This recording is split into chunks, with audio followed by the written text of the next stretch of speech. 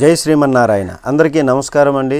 ఈవేళ లక్ష్మీనారాయణల పూజ లేకపోతే శివ పూజ చేస్తున్నామని అనుకుంటే మొట్టమొదటికి ఏం చేస్తాం? పూజకు అన్ని సిద్ధం చేసి ధ్యానం చేస్తాం.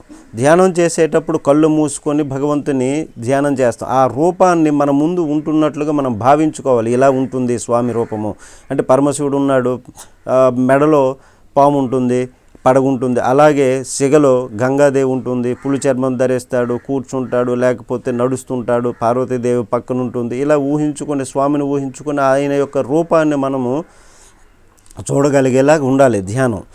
అలాగే లక్ష్మీనారాయణలు ఉన్నారు, పాల సముద్రంలో ఉన్నారు. పాల సముద్రంలో స్వామి పడుకుని ఉన్నాడు. మాత లక్ష్మీదేవి పాదాలు ఒత్తుతూ ఉంటుంది. ఈ విధంగా మనం ఊహించుకొని పూజ చేసి ఈ విధంగా ధ్యానం చేయాలి. దీనిని ధ్యానం అంటారు. ఆవాహనం.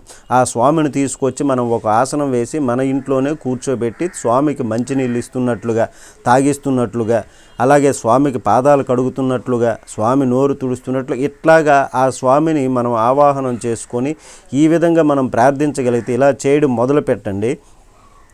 చెప్పేది నిజమో కాదో మీకే తెలుస్తుంది. మీ మనస్సు లయమైపోయింది అని గుర్తేమిటో తెలుసండి. మీరు ఇలా నివేదన చేసేటప్పటికీ మీరు పూజలో తీర్థం తీసుకొని ఇలా లేవగానే ఎవరో ఒక పుణ్య దంపతులు మీ ఇంటికి వస్తారండి ఖచ్చితంగా. లేదా ఒక్కొక్కసారి ఏమీ తెలియనటువంటి రూపంలో పరమాత్మ కూర్చొని ప్రసాదం తీసుకొని వెళ్ళిపోతాడు, వచ్చి తీరుతాడు. భగవానుడు ఎలా వస్తాడంటే మీరు గుర్తుపట్టలేరు, ఆ రూపంలో వస్తాడు. అందుకే బాగా అలవాటు చేసుకోండి. మీరు పూర్తి చేయగానే మీ ఇంటికి ఎవరు వస్తారో వారికి తప్పకుండా ఏదో ఒక పదార్థాన్ని ఇచ్చి పంపించడం నేర్చుకోండి. మొట్టమొదటిగా ఒక పండో, కాయో, పసుపో, కుంకుమో ఏదో ఒకటి ఇవ్వండి. ఎందుచేతంటే మీరు చేసిన ఆరాధనకు భగవానుడు ప్రీతి చెందగానే ఏదో ఒక రూపంలో వస్తాడు. తులసీదాసు గారికి అలాగే వచ్చాడు. నిజంగా శంకుచక్రాలు పట్టుకొని వచ్చేసాడు అనుకోండి, మనం చాలా అల్లరి చేసేస్తాం. అందుకని ఆ భగవానుడు ఏదో ఒక రూపంలో వస్తాడు, మనల్ని కరుణిస్తాడు.